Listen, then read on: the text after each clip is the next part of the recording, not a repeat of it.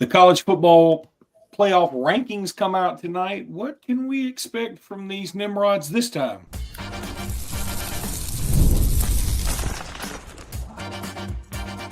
You are Locked On Bama, your daily podcast on the Alabama Crimson Tide. Part of the Locked On Podcast Network, your team every day. Hey, everybody, and welcome back into Locked On Bama, AHSA's radio network. Luke Robinson, that's me. Bama Online's Jimmy Stein, that's him. This episode is brought to you by Game Time. We'll talk about Game Time in just a bit. Also, I want to thank you everydayers for making us your first listen every day, and you newbies, too.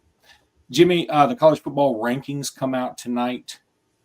I guess the biggest question is not where's Indiana going to be? How far is BYU going to drop? It's like, how bad are they going to screw this up? Because, or another question may be, have they learned their lesson and will they send the correct message about scheduling this time? I hope so, because, it's not just, I ranted about it, and obviously they listen to the show and they should, but even Nick Saban was upset about the same things we've been upset about here, about the committee not factoring strength of schedule into the equation enough. I think it boils down to this, because I was upset about rankings in 2022 and 2023, and this is why. I don't know how this happened or when it happened or why it happened, but I feel like this explains all of it. Somehow, this process got morphed into identifying the best teams, into rewarding the most deserving teams. That's why these undefeated teams and one-loss teams keep getting ranked really high, regardless of their schedule. And if you lost 2 games, you're out because you don't deserve anything. It just stopped being about the best, which is what we thought the whole point was about. As a matter of fact, when you read the charter about what they're supposed to do, it doesn't say anything about deserving. It says the best. But it feels like it's most deserving now. And Indiana is deserving. They haven't lost a game. They've looked good. Everyone, they're a great story. But are they the best? Is that committee going to sit here and look at mine and your face, because they should be on our show? Are they going to look at our face and say, in my football opinion, Indiana would be one of the top 3 teams in the SEC? And they need to be saying that because they rank them that high. They only rank them behind one SEC team in Texas. So they got them ranked ahead of Alabama. They got them ranked ahead of Ole Miss, ranked ahead of Tennessee. I don't know that Indiana will beat any of those teams, and my feeling is they wouldn't. But, hey, I'm the homer. Maybe I'm biased, but I really don't think that's a biased take. I think Indiana would be a double-digit underdog to all of those teams on a neutral field, probably even at home. Yeah, I agree. And also, you say they're rewarding the most deserving, and I think it all depends on what your definition of deserving is. Mm-hmm. I mean, again, I know it's so hypothetical, it's difficult to do, but you do have to ask yourself, if Indiana played Alabama's or Georgia's or Ole Miss's even schedule, what would their record be? I clearly think they would have more than no losses. I think they would probably have more losses than Alabama, Georgia, or Ole Miss has. And me and you both, if Indiana beats Ohio State this weekend, just that one game, if they beat Ohio State, cool. Put them at number 2. They're in the field almost regardless of what happens the rest of the way. I'm clapping. I'm going, wow, they really are that good. That's awesome. Good for them. If they lose 35-7, then that's going to be another speech next week. And I have heard some national people talk about that today, which I appreciate, because normally the national folks are sort of bleeding heart about this. I mean, oh my God, just give them a chance. Yeah. Well, which has nothing to do with the best, does it? It has nothing to do with the best. And here's my thing. If they lose, and even if they lose by, say, 10, which that seems to be the magic number people are falling on, if Indiana loses by 10, right? Yep. I think you have to put them behind several people, maybe even put them at the 11 spot. I mean, that's my opinion. I do not agree at all. If Indiana loses to Ohio State by any amount, and then they beat Purdue, who is god awful. They're terrible. Purdue would be the worst team in just about every league. I mean, they're just awful. So and that's Indiana's rival game at the end of the year. If Indiana were to lose to Ohio State and beat Indiana and not make their conference playoff, or their conference championship. I don't see how in the world you can. If you want to put them in, okay, I'm not necessarily on board, but I get it. They cannot, I repeat, cannot have a home field game. You can't reward that. Well, I want to see their resume compared to everyone else's if they lose. What's their resume compared to some of these SEC teams that may not get in because there's so many? But again, I'm curious as to know what's going to happen. And again, strength of schedule is a major thing. What's going to happen with Alabama, Luke? I think Alabama's going to move up. They were 10 last week, right? I think Alabama moves up at least to 9, keeping in mind that in the normal regular polls, AP and coaches, Alabama's 7. They should theoretically be higher in the playoff rankings because that's the group that's supposed to be taking strength of schedule and resume and all that into account. And weirdly, Alabama's below the AP and coaches poll rankings in the playoff, once again proving what we're talking about, that they don't take strength of schedule into account like they should. But I do think Alabama move up 1, and that's fine because to me, Luke, unless Alabama's in the SEC championship game, I think the goal here, and I believe you agree, is being seeded 5 through 8. So you're hosting in the first round.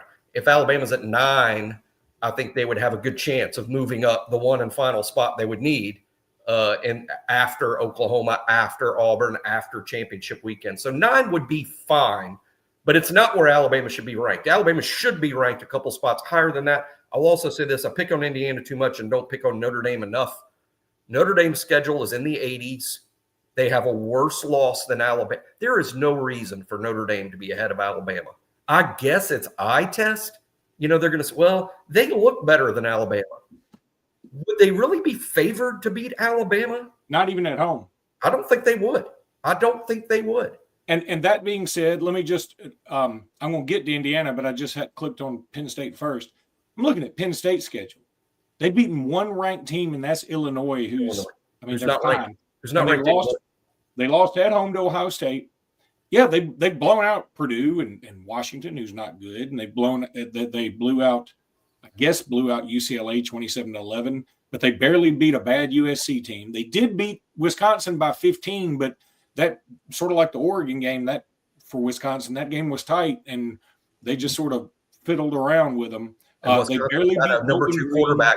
Wisconsin's got a number 2 quarterback. How's that game different if Tyler Van Dyke is healthy all year? Yeah. I mean, again, then you could sort of use that same argument against Alabama if you want to. We pick on Indiana too much without picking on Notre Dame and Penn State. And I'll even go this far as to say, hey, I'm on board with the eyeball test, and they're in the SEC, and I'm pretty convinced Texas is good.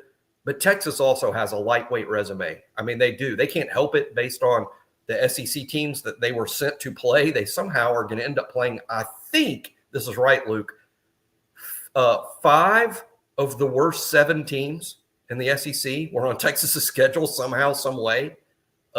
They just didn't have the same test that the other SEC teams had. So if Texas doesn't beat Texas A&M, they got to be out. Are we really putting Texas in? Well, that's what's weird. Whose best win is a barely win over Vanderbilt. I mean, in a way, look, I guess if Texas loses an SEC championship game, they'd still be in. But if Texas loses to Texas A&M, they've got to be out. They're either 3 or they're nothing. Yeah. I mean, I couldn't agree with Texas. If this is about your resume, Texas doesn't have one if they lose to A&M. If they beat A&M, they've got somewhat of a resume, and then I'm good with the eye test, putting them in. And of course, they'd be in the SEC championship game where they'd really have a chance to prove that they are the best team in the league. And again, I like their dudes. I think they're good. Me and you both predicted Texas, Alabama to be in the SEC championship game before the year started. It would be cool if we actually got something right. That would be nice. But on the other hand, again, it has to be about your resume. It's funny to me that Alabama's 7 in AP and coaches and lower with the group that's supposed to be studying the heck out of this, looking at the metrics and the stats and strength of record and strength of schedule, which all suggests Alabama should be higher than 9. But my guess is they're going to be 9. Yeah. Here's the other thing. I'm looking at Indiana's schedule. Mm-hmm. They've played every bottom feeder in the Big Ten, with the exception of USC. And the best team they've beaten is Washington, who's 6-5 right now. That's the best team they've beaten. And okay, kudos for beating Washington. That's a legit win because Washington's not terrible, but you can't parade into the playoff with that at the top of your flag. I mean, you can't, and that's the problem. And again, I'm almost rooting for Indiana. I want Indiana to prove me wrong. And again, I'm not saying Indiana stinks. I'm not saying they can't beat Ohio State or they're not playoff worthy. I'm just saying, based on their resume, they are overranked. Yeah, I want them. I'm pulling for Indiana in the sense that I'm fine if Alabama plays them. I don't think that would be a terrible first-round matchup, and we could have egg on our face over this. But I'm good. Hey, when you're in the playoff, you're playing somebody who thinks they're going to go to the playoff and play somebody easy. Boise could be 12. I don't think beating Boise's easy. That Ashton Jennings going to get his yards against anybody. Boise played Oregon down to the end. I don't think Boise's an easy win for anybody. All right, we're going to get into recruiting later, and if you want to talk recruiting, you need to talk Roy. Look, Locked On Bama fans, listen up. You need to download the Roy app. You've heard us talk about Roy this season and how they are revolutionizing the NIL industry. Roy allows you, the fan, to have a say in who gets the NIL money. And here's what I absolutely love about Roy. You get your money back if that player transfers. Roy is helping us keep our team intact, and it's actually good for the game long term. For instance, if you want to help out Ryan Williams this past week, well, go do it. You can support Ryan Williams by depositing a little appreciation onto that player's account. To do that, download the Roy app. That's ROY app, and you can see what the logo looks like if you're watching on YouTube or go to joinroy.com. Now, let's spotlight the Roy Locked On Player of the Week, and that is Ryan Williams. We're going to throw some money into his account on Roy. Every contribution counts. 10, 20 bucks, 5 bucks, 50 bucks, 100 bucks, 1,000 bucks. It all adds up. And if you're going to help your favorite player stay put, that's the way to do it. Join me and show Ryan Williams some love. Download the Roy app today. Support the players and change the game with Roy. And now there's game time. I love game time too. I always talk about game time and use promo code Locked On College. If you want to go to the Alabama-Oklahoma game, you want to go to Bama, Illinois tomorrow night in Birmingham, use the Game Time app. And if you hadn't used it before, you can use code Locked On College for $20 off that purchase. But even if you don't get that $20, man, these prices are the best. And I've used it all over the place. Used it for World Series and NBA and college baseball and college football and college basketball and Major League Baseball and NFL. I've used it for everything. And I'm not good with apps. And I had a problem, and it was my fault, but their customer service helped me out. I'm going to tell you how big a deal is that. When you have an app that has good customer service, y'all have used apps. Nobody's got customer service. Game Time does, and they helped me out. I appreciated it. Go to Game Time, download that app. What time is it? It's game time, baby.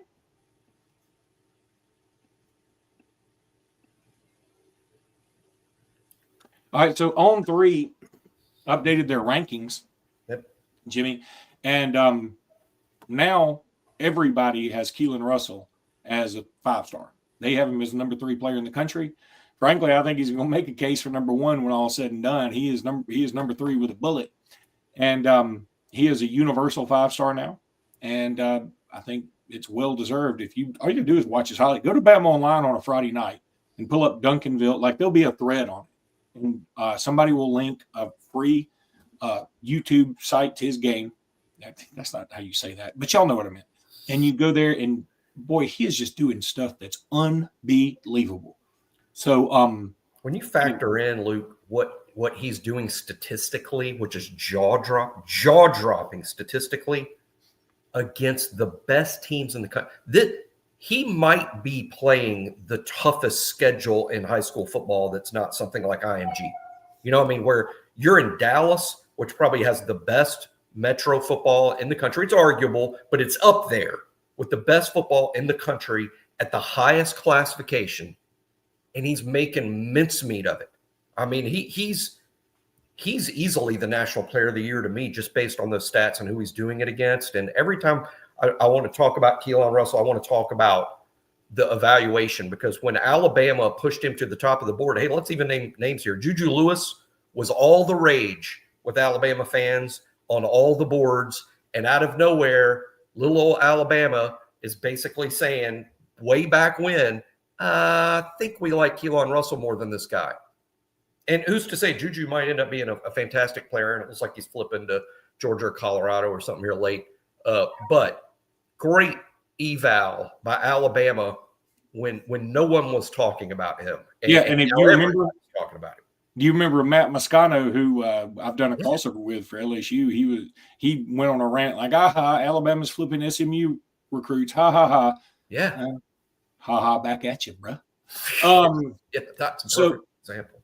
It is. Now, some of the other folks that moved one way or the other, boy, I'm going to tell you, the first thing I noticed, Alabama has the best offensive line class. Georgia's easily got the best defensive line class, and they may add Justice Terry eventually. And if they do that, Katie barred the door. That's a formidable line right there. But Alabama's got 2 5-star offensive linemen, and Ty Haywood fell back into the 40s for some reason, which I don't get. Well, I mean, some of it is, I don't think when that happens, I don't think it's necessarily evaluators looking at Ty Haywood and go, you know what, we might have had him a tad too high. I think many times they're looking at all these dozens of the best players around the country, and that's just the way the rankings fell. I think it might be as much other guys around him moving up so much as it is Ty Haywood moving down because there was some negativity. I mean, he is still ranked, I think, in the 40s. And, man, there's a lot of high school football players in this country. To be considered in the top 50 is a big freaking deal. Justin Hill, number 47. Ty Haywood, as I said, 48, and Dijon Lee, number 50. I think all 3 of those guys are underrated. But, again, if you're the top 50 in the country, I need to check myself there and realize what I'm actually saying. Yeah, and also this is a great – 5 stars are generally the top 32, right? If you're 50, I mean, you're not that far from 5-star status at all. As a matter of fact, if somebody told me as someone that's part of that industry, if someone says, hey, I've got Ty Haywood as a 5-star, that's not crazy. Dijon Lee a 5-star. That ain't crazy. Justin Hill a 5-star. That's not crazy based on where they're ranked. They're just outside of that. I mean, if 32 5-stars is the cutoff point because there's 32 picks in the first round of the NFL draft, if you go 46, you're the 16th pick of the second round. Is anybody going, that guy can't play? He went 16th in the second round. No, that means you're a projected day one starter in the NFL most of the time. A.K. Deer at number 69. Lotzier Brooks at number 72. This guy's, you talk about 72 with a bullet. I know I used that cliche earlier, but my goodness, that guy is racing. On three was on Lotzier Brooks before everybody else and continues to I think, I mean, I'm cool with Lotzier is fantastic. I'm as excited about him, Luke. I know that Jackson Lloyd's a 5-star, Michael Carroll's a 5-star. I am as excited about Lotzier Brooks as anybody in this class. Chuck McDonald at 113, Caleb Edwards at 118. One person I didn't think to look for earlier, now I finally found him, is Ivan Taylor at number 137. That's an interesting number for him. I thought he might be higher. I think other services have him higher. Of course, this is to clarify, this is the On3 rankings. Yeah, not the industry. Not the On3 industry rankings, which is a mathematical equation that takes all the services into account. Weirdly, at On3, that's the way we do it. We're very proud of our rankings, and rightfully so. We think we do it better than anybody in the business, and I think history will prove that over time. But the ranking we want everyone to use is the On3 industry ranking. We think that should be the, quote, industry standard, even though we believe our individual rankings at On3 are the most educated and the best and most accurate. But Ivan Taylor, I think, is a little higher on some other services. And adding him, by the way, the numbers geeks at BOL tell me that if Alabama adds Ivan Taylor as forecasted by Tim Watts at BOL, Alabama will move back up to number 2. And that should be sooner rather than later. Yeah, per Tim, he's saying sooner rather than later. And, Tim's got a good batting average for that stuff. But we can't really control that. There's a few factors that go into when an announcement's going to be made. Talking a little academy, because academy is just the best.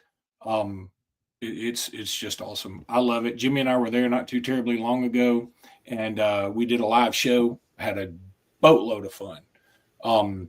Your new Academy Sports and Outdoor store is now open in Birmingham with the best sports equipment, outdoor gear, apparel, and footwear from the brands you love like Nike, Stanley, Brooks, Carhartt, Blackstone, Yeti, Titleist, Shimano, and more. Academy has everything you need to gear up for fun, camping, hunting, fishing, tailgating, running, exercising, and much, much, much, much more.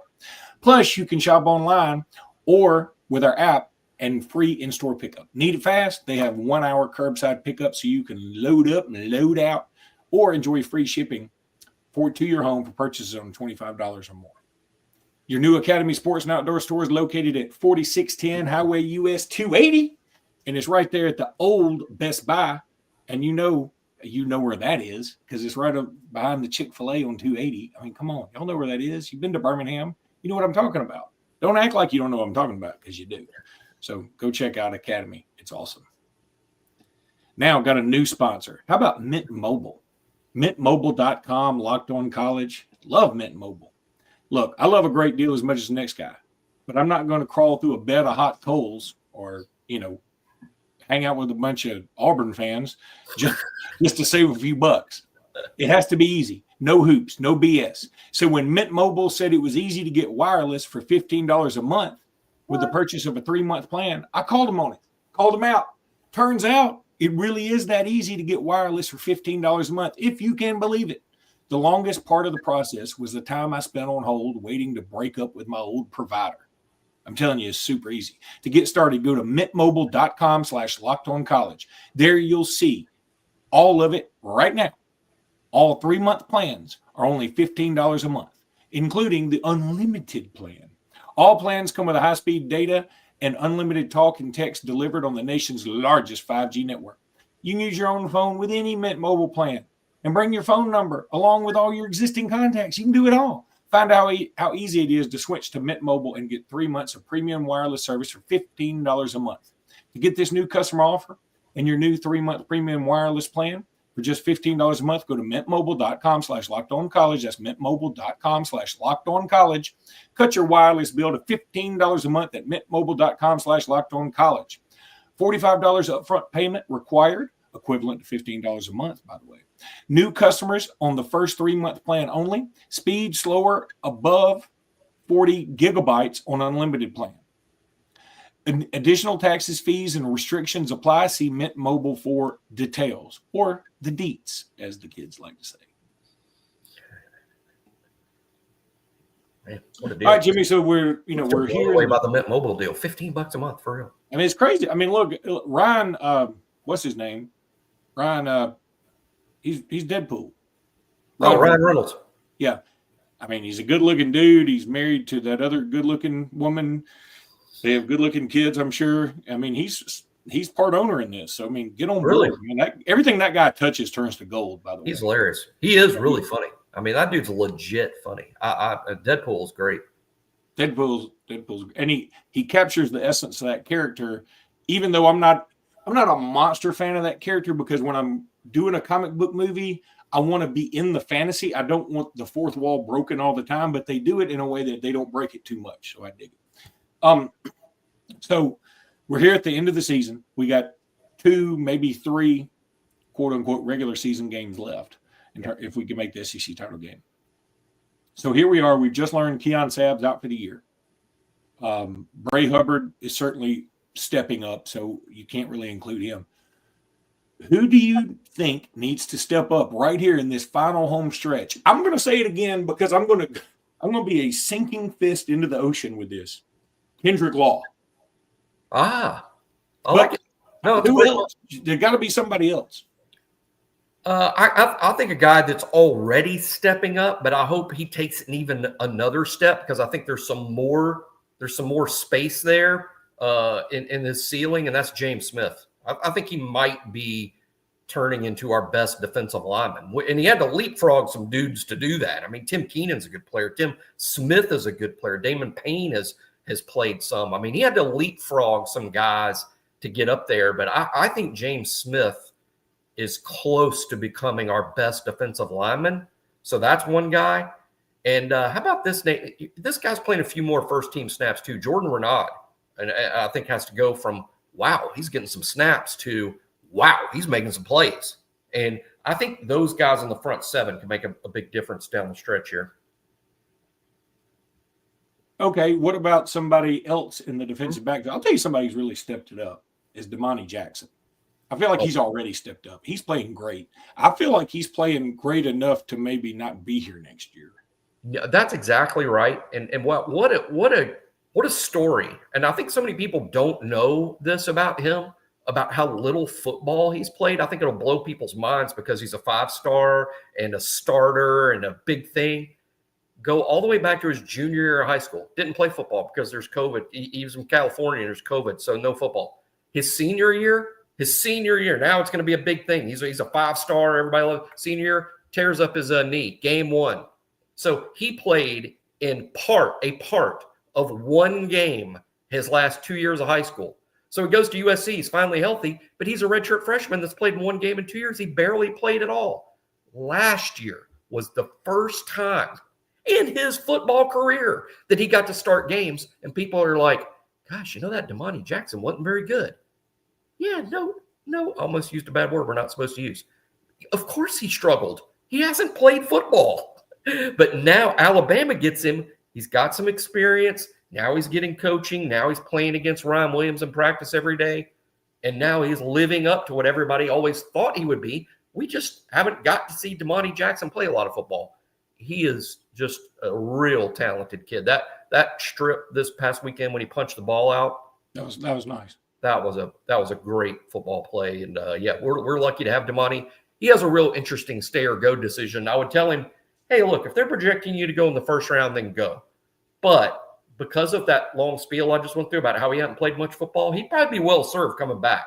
You might need some more experience before you're going to play against the best guys in the world on Sundays. Whew, and he'll have a stage next year. I mean, I know we've talked about it several times, and it may change based on what the committee does towards the end of this thing in terms of, schedule strength. Because maybe we say now, I talked about it yesterday. I sort of feel sorry for Florida State. They look like they're a sinking stone right now, big time. But so maybe that won't be a big deal. But we got Florida State and Wisconsin, along with, Oklahoma at home, at Auburn, LSU at home, Tennessee at home, at Georgia. I mean, we got a schedule next year, man. We got a schedule. It's tough this year. It's probably even tougher next year. And that home schedule in particular, based on who all's coming back and who's going to be good. You're going to here's a game that's tough that people won't even rank at the top, at South Carolina next year. Ooh, you ain't kidding. With Lenora Sellers, who I've said all along is a younger Milroe. Boy, Lenora Sellers had a huge game this past Saturday, took a big step forward in his development. He'll be more like Jalen Milroe 2023 next year. And that Milroe finished 6th in the Heisman voting. South Carolina on the road next year is a legit. That's a tough one. It's going to be interesting. You know what's going to be just like captivating is when I assume they'll do an SEC schedule reveal at some point like they did this last year, and that's kind of cool. I wish they would do it a little sooner just so people can start planning. But when they do the reveal and you look at our schedule, okay, we're going to have an off week before LSU, right? I assume we're going to have 2 off weeks again next year? It's the way the calendar falls, so I'm not sure. Maybe we won't. If we don't, oh my God. It's even worse. At least we're catching FSU and Wisconsin, it's crazy that you have 2 preeminent Power 4 programs on your schedule, but at least we're catching them at a fairly good time. I mean, I don't think either one is going to be even in the top 25 to start the season. And Alabama against Wisconsin at home. Florida State, though, their whole offseason is going to be built around the idea of beat Bama in that first game and we're back. I mean, their whole offseason will be about that. So, yeah, it'll be a scene, man. Yeah. All right. That's going to do it for today's podcast. We got a crossover coming with the Oklahoma boys here soon, and we'll have that out. But until then, roll tide, everybody. Roll tide.